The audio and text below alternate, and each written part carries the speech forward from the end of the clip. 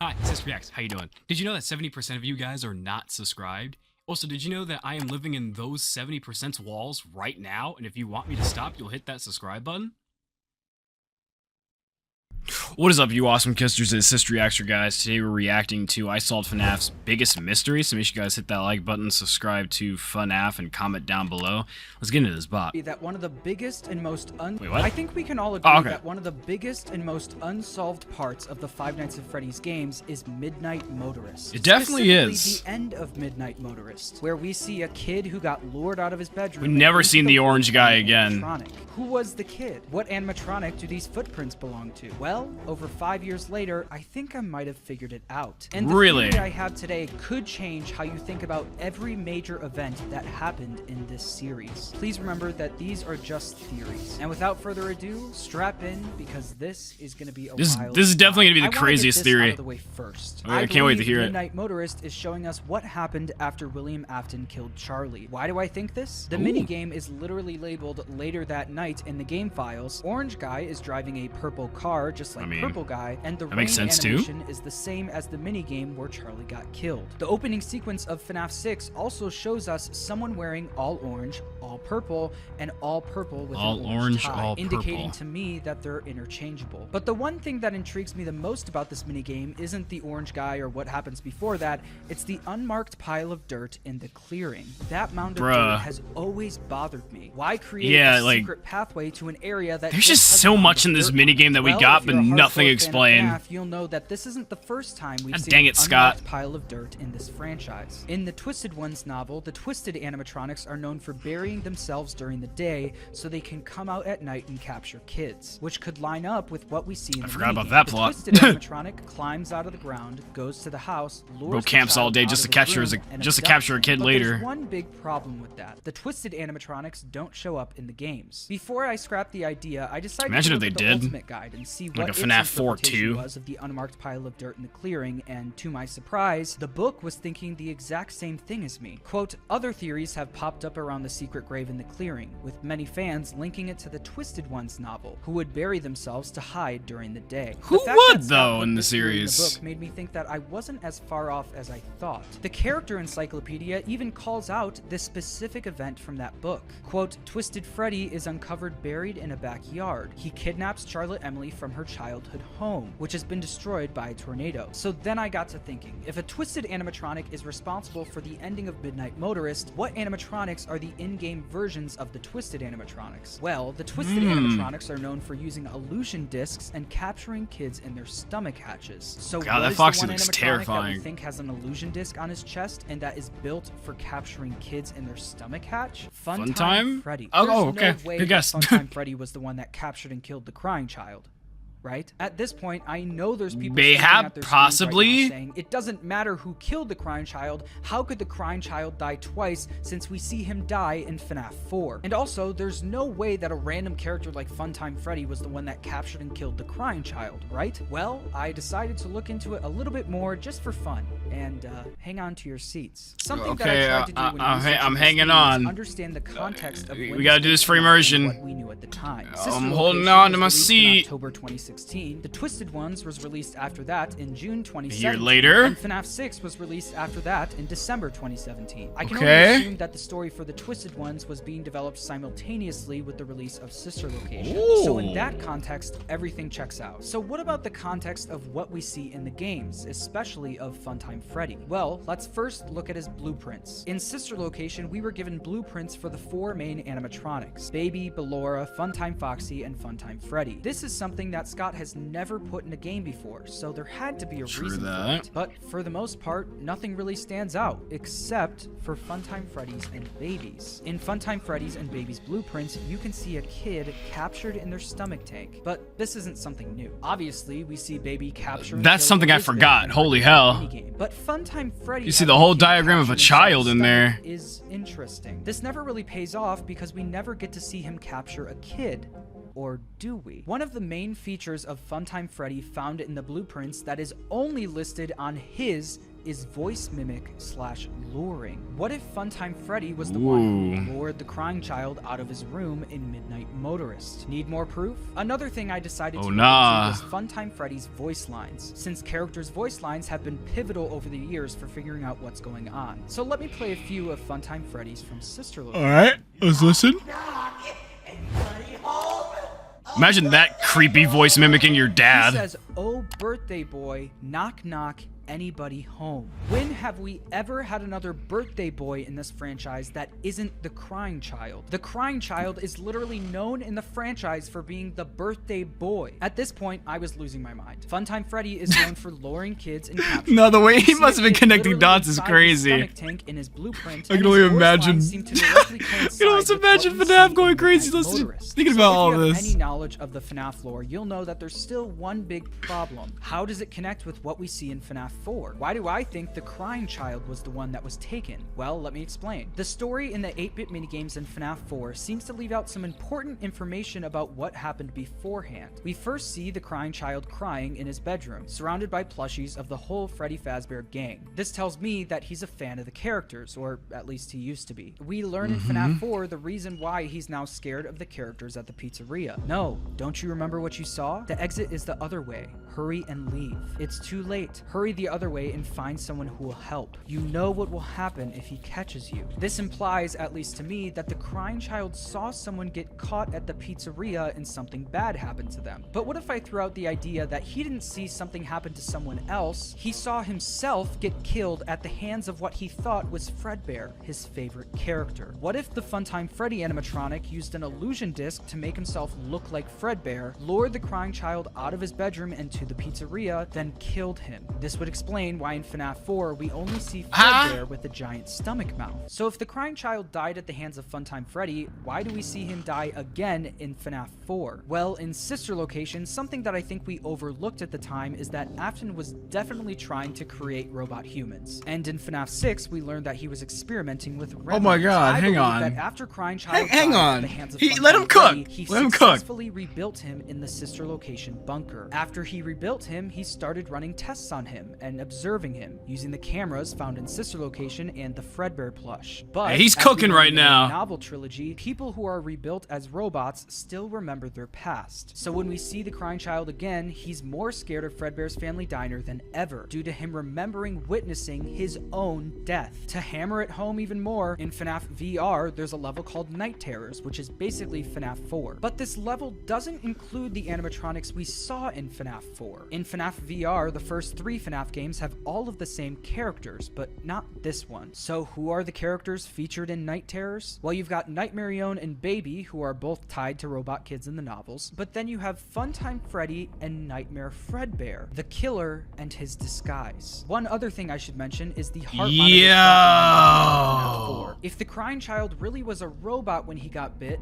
why would he have a heartbeat? In Pizzeria Simulator, we play as Michael Afton, the crying child's older brother. We know at this point that Michael is basically a walking zombie whose insides have been scooped out and replaced with remnants in all of the Sister Location animatronics. The Sister Location animatronics then got him throwing it up. He still lived. And if we really do play as Michael in FNAF 6, there's an Easter egg where you can sometimes hear his heart beating during the salvaging section. What? My voice just cracked, but what? If Michael, the half-robot walking remnant zombie, can have a heartbeat, why can't the crying child even as a robot? You can hear his whole heartbeat? Robot can bleed, she can breathe, she can cry, she can I eat. didn't even know all that! Can't have a heartbeat in this universe. From there, now there's just little stuff. Afton says in Midnight Motorist that the crying child ran off to that place again. If the crying child really was a fan of the pizzeria before his death, of course he probably went there all the time, but this time he wouldn't come back. You could even point to the Immortal and the Restless from Sister Location and connect that to the rebuilt crying child. The baby isn't mine. It's a metaphor for Afton's rebuilt, undead version of his younger son not technically being his. FNAF 4 ends with presumably Afton telling his son he's broken and that he'll put him back together. An odd choice of words to tell a human kid on their deathbed. What if Scott decided to take that even more literally than we thought? Look at the Curse of Dreadbear, where you've got an animatronic that sounds similar similar to That's Fredbear, who is crazy. literally branded as a rebuilt Frankenstein-like animatronic. In an early Easter egg, you could even see him towering over the Afton house. I mean, look at the home screen for FNAF 4. You Towering can over the literally Afton see house. the nightmare animatronics who use illusion discs hiding outside in the bushes. Why do the footprints by the bushes in Midnight Motorist have 3 toes? Well, we learn in Ultimate Custom Night that this is the official model of Fredbear. The Ultimate Guide also confirms this, along with the fact that all of these versions of Fredbear are the same. The model used for Fredbear in Ultimate Custom Night is the same as classic Freddy, who has 3 toes. By the way, the Ultimate Guide also states that Fredbear was the first Springlock animatronic that Henry created, and that Henry was known for wearing the Fredbear costume. Earlier on in the book, in the FNAF 2 section, it heavily insinuates that the location we see in the Save Him minigame in FNAF 2 is Fredbear's family diner. If Henry was a small working place. that night, dressed as Fredbear in the Save Him minigame, his conversation with Charlie at the end of FNAF 6 could have been more literal than we thought. I should have known you wouldn't be content to disappear. Not my daughter. I couldn't save you then. So let me Yo, save you these now. theorists are Couldn't save you crazy. then, so let me save you now. When trying to think of other potential problems with this theory, I couldn't help but think of the Happiest Day minigame from FNAF 3. This is said to be the minigame where the puppet finally frees the crying child's soul along with the other kids. Honestly, before looking into it, I thought this would ruin the theory. But is this really the crying child that we see in FNAF 4? Have we ever really stopped to think that this could be another kid, possibly Cassidy possessing Golden Freddy? Let's look at the evidence. In the Ultimate Guide, it never specifies who that child is in the Happiest Day minigame. They just call the kid a gray crying child. In the character A gray encyclopedia, crying the pages child for the is- puppet and is for kinda Charlie crazy. both never mention the crying child when talking about the Happiest Day. And possibly the biggest piece of evidence is on the crying child's page in the encyclopedia. Well, that art looks He crazy. is not listed as appearing in FNAF 3. This book even has a whole page dedicated to the Shadow Puppet, who appears once in the entire franchise in the background of the FNAF 3 minigames. But one of the most important characters in this franchise, who's believed to be in FNAF 3 for 8 years now, is not listed. If you get the bad ending in FNAF 3, you see 5 animatronic heads all still lit, He's talking about Golden symbolizing Freddy, that yeah. their spirits are still trapped. This includes Golden Freddy in the back. But when you get the good ending and all of their lights go out, the Golden Freddy heads don't. It's actually not even there anymore. This is confirmed in the Ultimate Guide. We learn from the character encyclopedia that Charlie, aka the puppet, decided not to move on after the Happiest Day because Afton was still out there and souls were still trapped. I believe the soul inhabiting Golden Freddy Oh, wow. in the Happiest Day chose to do the I didn't even same. see that That's before. why we don't see Golden Freddy or the puppet in the I didn't even hear that part. We do learn in Ultimate Custom. What'd you why say? We don't see the soul inhabiting Golden Freddy. Afton was still out there and souls Sorry. were still trapped. I believe the soul inhabiting Golden Freddy in the Happiest Day chose to do the same. That's why we don't see Golden Freddy or the puppet in the good ending. We do learn in Ultimate Custom Night that the vengeful spirit refused to move on after FNAF 6 to keep Afton in purgatory. He tried to release you. Oh, He snap. tried to release us. But I'm not gonna let that happen. I will hold you here. I will keep you here. No matter how many times they burn us. This would match up with not That is wanting to the move on. the Happiest creepiest Day. So how does this animatronic fit line into the ever. timeline?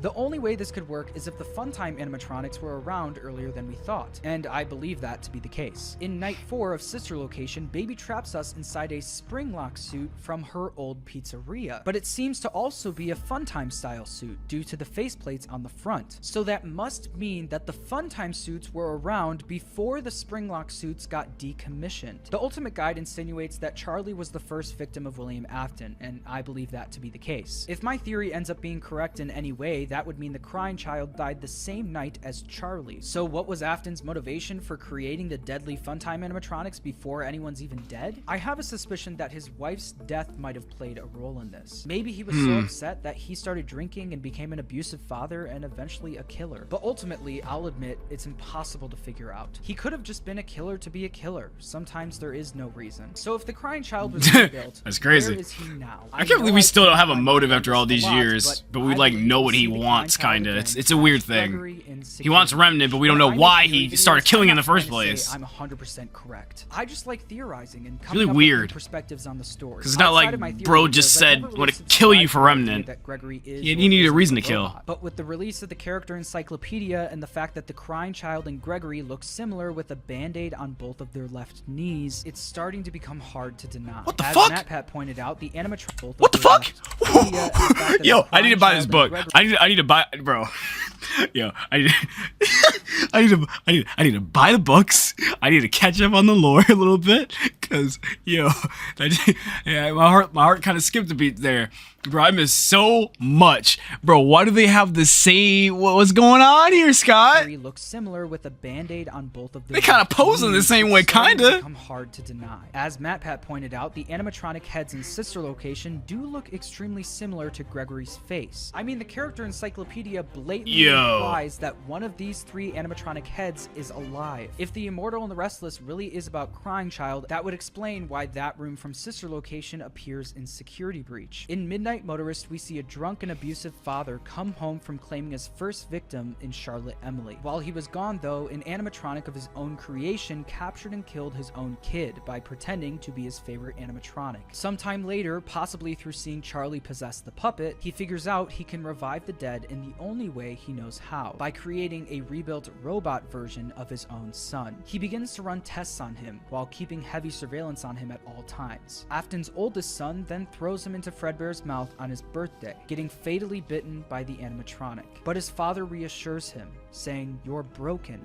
I will put you back together." In the interview Scott had with Dawko, he mentioned that he imagined FNAF as a trilogy, and then kept it going from there, expecting every game to be his last. When it came to FNAF 4, he said he wasn't satisfied with it, because the story he told was too vague, so he made Sister Location. I believe he took the vagueness from FNAF 4 and ran with it, creating a, quote from Scott, almost too sci-fi FNAF game. And this was my almost too sci-fi FNAF theory. I hope you enjoyed, and thanks for watching. Wow.